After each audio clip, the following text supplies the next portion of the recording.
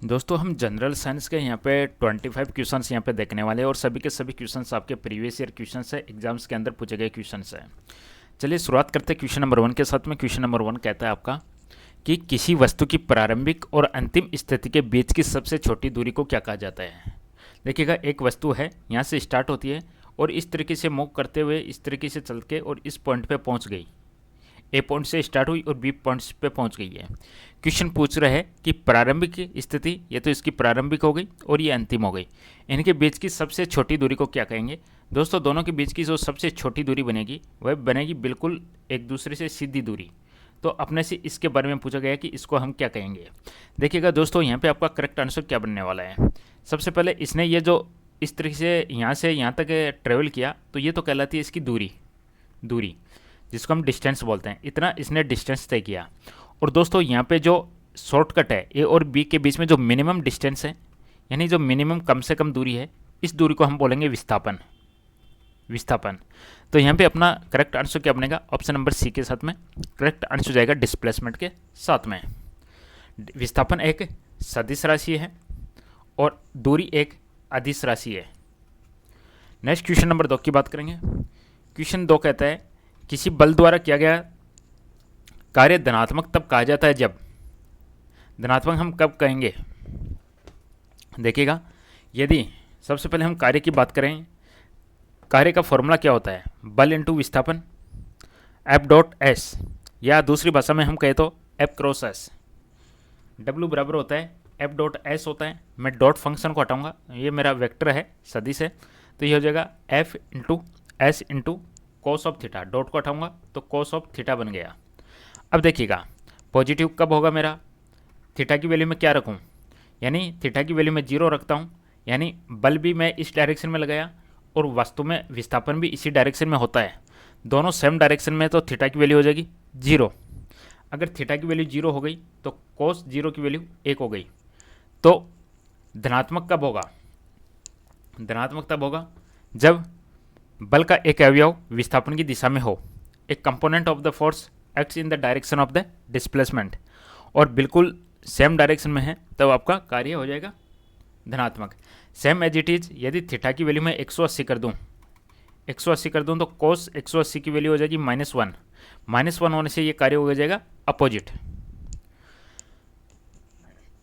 बल और विस्थापन के बीच का कोण 90 डिग्री होगा। 90 डिग्री होगा तो कोस 90 की वैल्यू 0 हो जाए, इसमें कोई कार्य नहीं होगा। तो यहाँ पे आंसर बनेगा आपका ऑप्शन नंबर, पीछे वाले क्वेश्चन का सही जवाब बनेगा option number D. Next question आपका है कि लोहे के संक्षारण या रस्टिंग या कोरोजन को रोकने के लिए सामान्यतः किस विधि का उपयोग किया जाता है। लोहे को जंग लगने से बचाने के लिए उसके ऊपर अपन कुछ परत चढ़ा देते हैं कोई दूसरे पेंट की। तो यहाँ पे धातु पर पेंट या तेल का विलेपन करना आपका करेक्ट आंसर बनेगा। देखिएगा, धातु को अम्ल में डालना सॉल्यूशन नहीं है, धातु को नियमित रूप से जल से ठंडा करना भी सॉल्यूशन नहीं है, धातु को बार बार तापना भी सॉल्यूशन नहीं है। तो यहाँ पे आंसर बनेगा ऑप्शन नंबर बी, धातु पर पेंट या तेल का विलेपन करना। ओके, जैसे कि लोहे के ऊपर जिंक की परत चढ़ा दे जंग लगने से बचाने के लिए, तो ये गैल्वेनाइजेशन कहलाता है, गैल्वेनीकरण। जिंक की परत चढ़ाना गैल्वेनीकरण कहलाता है। लोहा जैसी ऑक्सीजन नमी के संपर्क में आता है तो उसके ऊपर ऑक्सीडेशन होने लगता है। तो आंसर बनेगा option number B. Next question number 4, मरीज के दिल की धड़कन की आवाज़ छाती से स्टेथोस्कोप के माध्यम से डॉक्टर के कान तक कैसे पहुंचती है। सबसे पहले यहाँ पे देखिएगा स्टेथोस्कोप का क्या यूज है। स्टेथोस्कोप होता है धड़कन की आवाज़ सुनने के लिए, डॉक्टर इसको यूज करते हैं। स्टेथोस्कोप के माध्यम से डॉक्टर के कान तक कैसे पहुंचती है दोस्तों, तो यह पहुंचती है ध्वनि के बहुप्रावर्तन के द्वारा, bye multiple reflection of sound. Sound शब्द यहाँ पे आए ध्वनि के बहुप्रावर्तन के माध्यम से। अब ध्वनि तरंगे हैं, ध्यान दीजिएगा, ध्वनि तरंगे की बात करेंगे। ध्वनि तरंगे है वह अनुदैर्घ्य होती है, अनुदैर्घ्य होती है तो इनको माध्यम की जरूरत है और ये निर्वात में गमन नहीं कर सकती। ध्वनि तरंगे निर्वात में नहीं चल सकती। तो मल्टीपल रिफ्लेक्शन आपका यहाँ पे करेक्ट आंसर बनेगा option number D. Next question आपका, वायुमंडल के उच्च स्तर पर निम्न में से कौन पृथ्वी की सतह को पराबैंगनी विकिरण से सुरक्षित रखता है? Ultraviolet radiations. अल्ट्रावायलेट रेडिएशंस दो टाइप की है, यूवी बी और यूवी अल्ट्रावायलेट सी। तो हम बात करेंगे, करेक्ट आंसर हो जाएगा option number D, ozone. Ozone layer. Exam में क्वेश्चन आता है कि ओजोन लेयर किस मंडल में पाई जाती है, तो यह समताप मंडल के अंदर पाई जाती है। समताप मंडल है वह पृथ्वी से 15 से 35 किलोमीटर की ऊंचाई पर स्थित होती है। 0 से 18 में आपका क्षौर मंडल आ जाता है। क्षौर मंडल के बाद में एक्चुअल में आपका समताप मंडल स्टार्ट होता है। अच्छा, एग्जाम में क्वेश्चन आता है कि ओजोन परत को सबसे ज़्यादा कौन क्षति पहुंचाता है, कौन नुकसान पहुंचाता है, तो आंसर बनेगा CFC, क्लोरोफ्लोरोकार्बन जिसको हम बोलते हैं।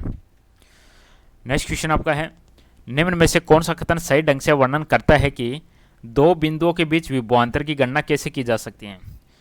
ए पॉइंट है और बी पॉइंट है। ए पॉइंट पे वोल्टेज V है और बी पॉइंट पे वोल्टेज VB है। तो विभवांतर, विभव का अंतर, दोनों विभव का अंतर हो जाएगा VB माइनस VA। जो ज़्यादा होगा उसमें से हम घटा देंगे। तो विभवांतर की गणना कैसे की जाती है, तो यहाँ पे आपका आंसर बनेगा, सबसे पहले विभवांतर की पास परिभाषा मैं बता दूं आपको। विभवांतर या पोटेंशियल डिफरेंस जिसको हम बोलते हैं, वह कार्य है जो एकांक धनावेश को, इकाई धनावेश को एक बिंदु से दूसरे बिंदु तक ले जाने में किया गया कार्य। पॉइंट ए है, इस पे एकांक धनावेश है, कोई भी हम एकांक धनावेश मान लेते हैं। इसको ए पॉइंट से बी पॉइंट तक ले जाने में जो किया गया कार्य है वह कहलाता है विभवांतर। तो यहाँ पे आंसर बनेगा ऑप्शन नंबर ए, किया गया कार्य अपॉन में आवेश। तो विभव की जो डेफिनेशन बनेगी V इक्वल टू W/Q, इसका आंसर बनेगा दोस्तों। इसका फॉर्मूला एग्जाम में ध्यान में रखिए, न्यूमेरिकल आ सकता है। इसका मात्रक हो जाएगा, कार्य को जूल बोलेंगे और चार्ज को कुलाम बोलेंगे, जूल पर कुलाम इसका आंसर बनेगा। नेक्स्ट क्वेश्चन है आपका कि एक व्यक्ति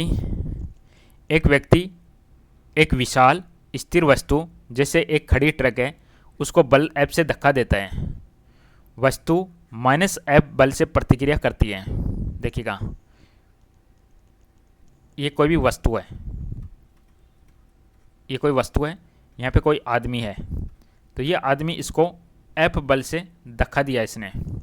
एक व्यक्ति एक विशाल स्थिर वस्तु को बल F से धक्का देता है, वस्तु -F बल से प्रतिक्रिया करती है। इसने वापस वस्तु ने प्रतिक्रिया की -F बल से प्रतिक्रिया की। अब आगे कहता है, यदि प्रतिक्रिया बल समान और विपरीत हो, जैसे कि न्यूटन के तृतीय नियम द्वारा समझा गया है, तो वस्तु त्वरित क्यों नहीं होती? तो वस्तु त्वरित क्यों नहीं होती, ये अपना आंसर है। तो क्या आंसर बनेगा इसका? न्यूटन की गति के तीसरे नियम के अनुसार क्रिया के बराबर और विपरीत दिशा में एक प्रतिक्रिया होती है, जिसको क्रिया प्रतिक्रिया नियम भी हम कहते हैं। यदि ये बल इधर लगाया, ये बल इधर लगाया, दोनों अपोजिट हो गए, तो दोनों एक दूसरे से कैंसिल आउट हो जाएंगे। तो क्रिया और प्रतिक्रिया बल अलग अलग वस्तुओं पर कार्य करते हैं, लेकिन स्थिर वस्तु पर स्थैतिक घर्षण लगाया गया बल F को संतुलित करता है, इसलिए वस्तु त्वरित नहीं होती। वस्तु पर लगाया गया बल और ये जो वापस लगाया गया, दोनों एक दूसरे को कैंसिल आउट कर देंगे, वस्तु त्वरित नहीं होगी। नेक्स्ट क्वेश्चन आपका है कि लवण जल से सोडियम हाइड्रोक्साइड तैयार करने के लिए किस प्रक्रिया का उपयोग किया जाता है? अपने पास है लवण जल। लवण जल अपन कुछ भी मान लेते हैं।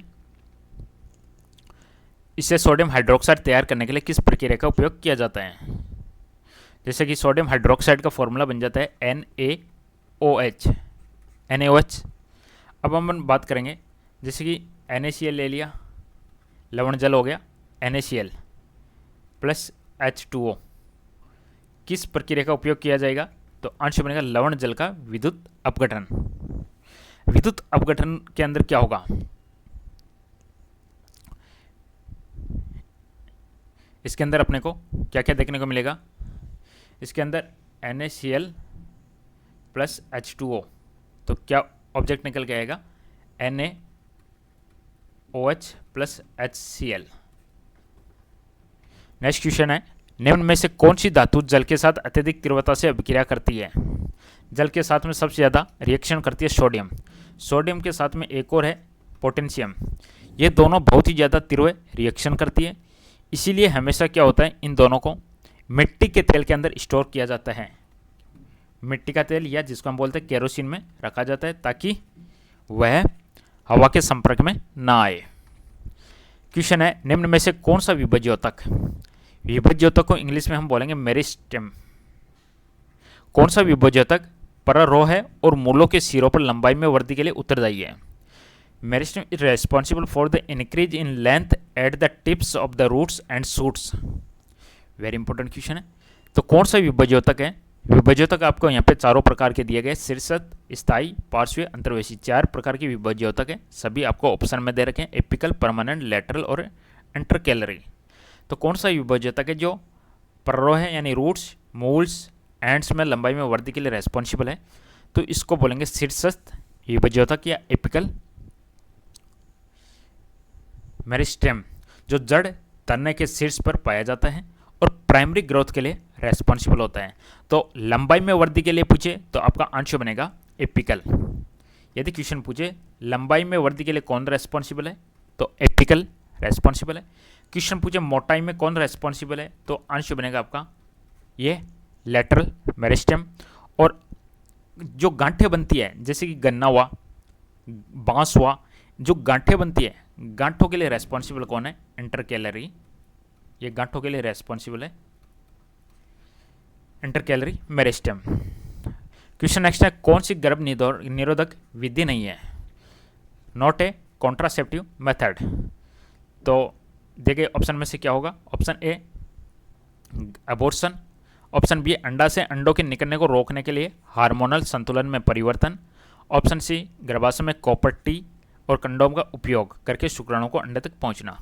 तो यहाँ पे ऑप्शन नंबर ए एबॉर्शन, ये गर्भ निरोधक विधि नहीं है क्योंकि ऑलरेडी गर्भ ठहर चुका है इसके अंदर। Option number A. क्वेश्चन है, अपने को मधुमक्खी के सामान्य नाम को उसके वैज्ञानिक नाम से सम्मिलित कीजिएगा।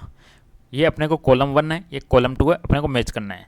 पहला ऑप्शन, भारतीय मधुमक्खी को क्या कहेंगे? दिए गए ऑप्शन में से क्या आंसर जाने वाला है? यहाँ पे आंसर जाएगा आपका, देखिएगा, भारतीय मधुमक्खी है, इसका नाम है, भारत आ गया, भारत इंडिका, इसको हम बोलेंगे Apis Garena indica, Apis Garena indica. और दूसरा हम शैल मधुमक्खी की बात करेंगे, शैल मधुमक्खी है, इसको बोलेंगे एपिस डॉर्सेटा, शैल मधुमक्खी को बोलेंगे डोरसेटा, डोरसेटा।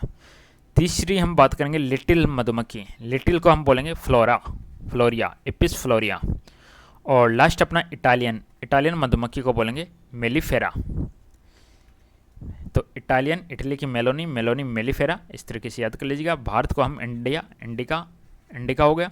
और जो बच गया अपना शैल मधुमक्खी, शैल मधुमक्खी को हम बोलेंगे डोरसेटा और लिटिल को बोलेंगे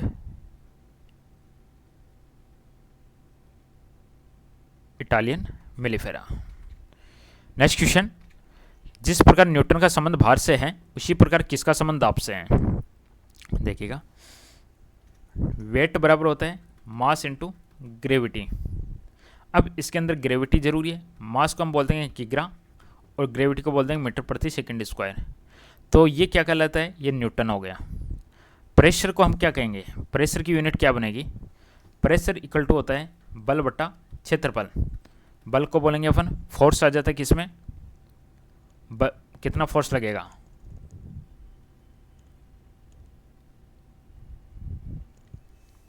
न्यूटन बटा एरिया, एरिया हो गया मीटर स्क्वायर, न्यूटन पर मीटर स्क्वायर, ये कहलाता है पास्कल, पास्कल इसको हम कहेंगे।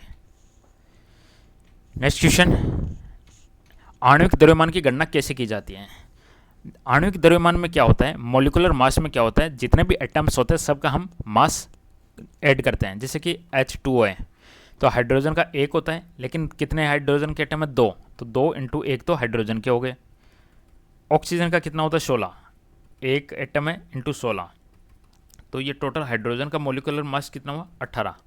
तो इसी तरीके से हम इसका आंसर देंगे, अणु में परमाणु के सभी परमाणु द्रव्यमानों को जोड़कर। कोई भी अणु है जैसे कि H2O अणु हुआ, इसमें जितने भी परमाणु है, हाइड्रोजन हुआ, ऑक्सीजन हुआ, इनके सभी परमाणु द्रव्यमानों को जोड़कर हम निकालते हैं मॉलिक्यूलर मास। किस कोशिकांग को कोशिका की आत्मघाती थैली कहा जाता है? कोशिका की आत्मघाती थैली किसको कहा जाता है? तो आंसर बनेगा लाइसोसोम को कहा जाता है आत्मघाती थैली। इसके अंदर पाचक एंजाइम पाए जाते हैं। पाचक एंजाइम किस में पाए जाते हैं? लाइसोसोम में पाए जाते हैं। यदि कोई कोशिका क्षतिग्रस्त हो जाती है तो ये एंजाइम, ये जो एंजाइम है ये कोशिका को ही पचा सकते हैं। यदि कोई कोशिका क्षतिग्रस्त या डैमेज हो गई तो ये जो एंजाइम है कोशिका को ही पचा सकते हैं, इसलिए इसको सुसाइड बैग कहा जाता है। माइटोकॉन्ड्रिया को पावर हाउस कहते हैं, कोशिका का शक्तिगृह कहा जाता है इसको। राइबोसोम को प्रोटीन फैक्ट्री कहा जाता है, प्रोटीन फैक्ट्री कहा जाता है। और गोल्जी को पैकेजिंग और सेक्रेटिन कहा जाता है, पैकेजिंग एंड सेक्रेटिन कहा जाता है। यदि एक आयताकार कांच की पट्टी दो समानांतर विपरीत फलकों से प्रकाश गुजरने के बाद आपतित किरण और निर्गत किरण के बीच क्या संबंध होता है? एक आयताकार कांच की पट्टी है, इसके दो समानांतर प्रकाश फलक, एक ये हो गई एक ये हो गई, ये समानांतर प्रकाश फलक। तो प्रकाश गुजरने की वजह से इधर से गुजरा, यहाँ से थोड़ा सा टेढ़ा हुआ, हम बनाए। अगर दो समानांतर, पहले इससे टकराई फिर इसमें आई फिर यहाँ से टकरा के ऐसे चलेगी, तो ये दोनों एक दूसरे के पैरेलल हो जाती है समान डायरेक्शन में। तो आउटपुट किरण ये हो गई जस्ट आउटपुट किरण। आपतित किरण ये जो पहली होगी ये होगी आपतित किरण, की दिशा के समानांतर होती है लेकिन थोड़ी सी साइड की ओर स्थानांतरित हो जाती है। यदि एक आयताकार कांच की पट्टी के दो समानांतर विपरीत फलकों के प्रकाश गुजरने के बाद आपतित किरण और निर्गत किरण के बीच क्या संबंध है? तो दोनों क्या होगी? एक दूसरे के समानांतर हो जाएगी।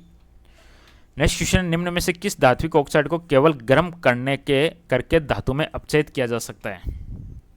गर्म करके देखिए ऑप्शन में से कौन सा धात्विक ऑक्साइड है? तो यहाँ पे आपका करेक्ट आंसर क्या बनेगा? ऑप्शन नंबर सी के साथ में मर्क्यूरिक ऑक्साइड। मर्करी को बोलते हैं Hg से, तो मर्क्यूरिक ऑक्साइड हो गया Hg। अब ये जो मर्क्यूरिक ऑक्साइड है इसको मैं गर्म करूँगा, धात्विक ऑक्साइड को गर्म करके धातु में अपचयित किया जा सकता है। तो यहाँ से मर्करी निकल जाएगी plus oxygen. Same as it is mercury oxide की तरह सिल्वर ऑक्साइड भी है, Ag2O, Ag2O है, उसको भी गर्म करके हम विघटित कर सकते हैं। बाकी हम बात करेंगे जिंक ऑक्साइड ZnO, और दूसरा यहाँ पे है आयरन डाई ऑक्साइड जिसको हम बोलेंगे Fe2O3। इनके लिए अपचय के लिए क्या होता है? अपने को रिड्यूसिंग एजेंट की ज़रूरत होती है, अपचय की ज़रूरत होती है, रिड्यूसिंग एजेंट या अपचय की ज़रूरत होती है इनके लिए। नेक्स्ट क्वेश्चन आपका है, निम्न में से कौन से कथन गोलीय दर्पण के मुख्य अक्ष के संबंध में सत्य नहीं है? गोलीय दर्पण के मुख्य अक्ष के संबंध में सत्य नहीं है। क्वेश्चन अपना है मुख्य अक्ष के संबंध में, तो आंसर बनेगा ऑप्शन नंबर सी, 3 और 4 सत्य नहीं है। चलो हम देख लेते हैं। मुख्य अक्ष यह गोलीय दर्पण के ध्रुव है, ध्रुव को बोलते हैं पोलर। वक्रता के अंदर सेंटर ऑफ कर्वेचर से होकर गुजरने वाली एक काल्पनिक सीधी रेखा है। तो मुख्य अक्ष में हम बात करेंगे तो पोलर, फोकस और कर्वेचर तीनों मुख्य अक्ष पर स्थित होते हैं। तो पहला ऑप्शन सही है, polar, focus, centre of curvature ये तीनों एक ही अक्ष पर स्थित होते हैं। मुख्य अक्ष दर्पण के ध्रुव पर अवलंबित होता है, ये भी सही है। तीसरे है, मुख्य अक्ष के समानांतर एक किरण दर्पण से परावर्तन के पश्चात दर्पण के वक्रता केंद्र से होकर गुजरती है। वक्रता केंद्र से होकर नहीं गुजरती है, ये फोकस से होकर गुजरती है। जैसे कि यहाँ से टकराने के बाद ये फोकस से होकर गुजरती है हमेशा। और गोलीय दर्पण को फोकस उसके मुख्य अक्ष पर नहीं होता, ये गलत है क्योंकि फोकस मुख्य अक्ष पर ही होता है। नेक्स्ट क्वेश्चन, पुष्पीय पौधों में कायिक प्रवर्धन का निम्न में से कौन सा लाभ है? कायिक प्रवर्धन को बोलेंगे वेजिटेटिव प्रोपागेशन। तो पुष्पीय पौधों की बात हो रही है, तो ये बीज द्वारा उत्पादित पौधों की तुलना में पहले फूल और फल दे सकते हैं। एक तो बीज के द्वारा वो होता है, और यहाँ पे ओनली कायिक प्रवर्धन है। कायिक प्रवर्धन किस किस में काम होता है? जैसे कि आलू हुआ, गन्ना हुआ, अदरक हुआ, प्याज हुआ, गुलाब, केला, इनके अंदर हम बिना बीज के ही डायरेक्ट आलू का ऊपर कैसा काट के डालेंगे वो आलू निकल जाएगा। तो बिना बीज के द्वारा ही पौधों की तुलना में पहले फूल या फल दे सकते हैं। करेक्ट आंसर बनेगा ऑप्शन नंबर डी। इसके अंदर एक प्रकार से अलैंगिक प्रजनन का एग्जाम्पल है ये, अलैंगिक प्रजनन या एसेक्सुअल रिप्रोडक्शन। नेक्स्ट क्वेश्चन आपका, एक बर्तन में भरा तरल पदार्थ समान ऊंचाई पर दाब डालता है चारों तरफ समान दिशा में। एक बर्तन है, इस बर्तन में पानी भरा हुआ है, तो समान ऊंचाई पर चारों तरफ बराबर प्रेशर डालता है। पात्र की सभी दिशाओं में समान रूप से प्रेशर डालता है। कोलाइड कण किसके द्वारा पृथक किए जाते हैं? कोलाइड कण है, कोलाइड पार्टिकल्स है, किसके द्वारा पृथक किए जाएंगे? तो आंसर बनेगा सेंट्रीफ्यूगल, अपकेंद्रण के द्वारा किए जाएंगे, अपकेंद्रण के द्वारा किए जाएंगे।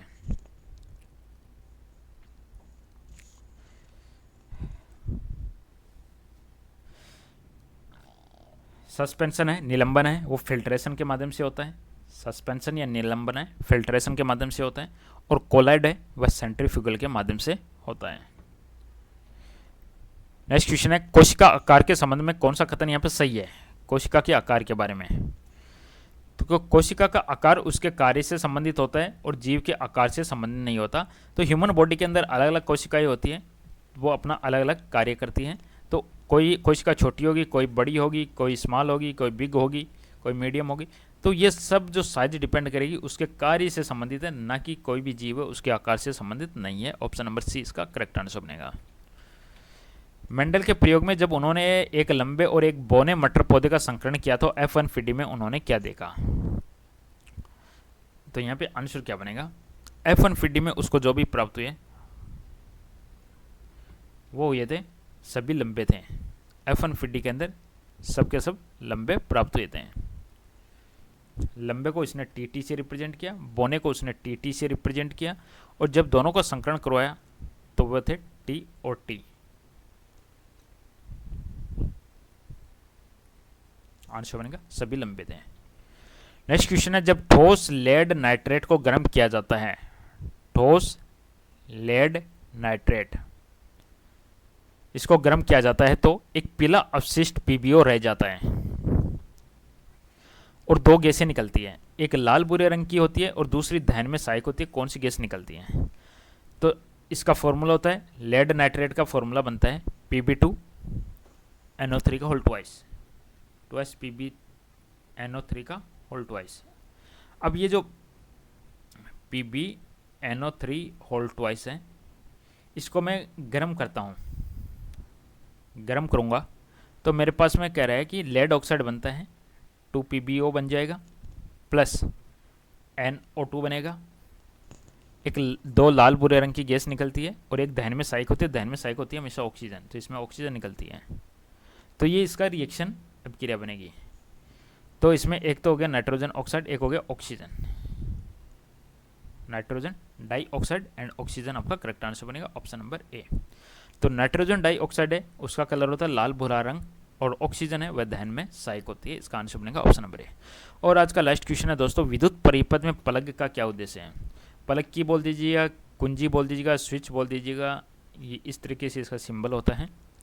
और ये क्या होता है, जैसे कि यहाँ पे सर्किट जोड़ दिया मैंने, कोई भी बल्ब लगा दिया और यहाँ पे बैटरी लगा दी, तो क्या होगा, स्विच ऑन ऑफ का काम करेगा। ऑन रहेगा तो ये इसमें धारा प्रवाहित करने का काम करेगा। तो यह परिपथ में जोड़ने और वियोजित करने में मदद करता है, स्विच को ऑन, सर्किट को ऑन ऑफ करने में मदद करता है। दोस्तों ये था आज का सेशन। दोस्तों पसंद आया लाइक कीजिएगा, जरूर चैनल को सब्सक्राइब कीजिएगा। बहुत बहुत धन्यवाद, थैंक यू।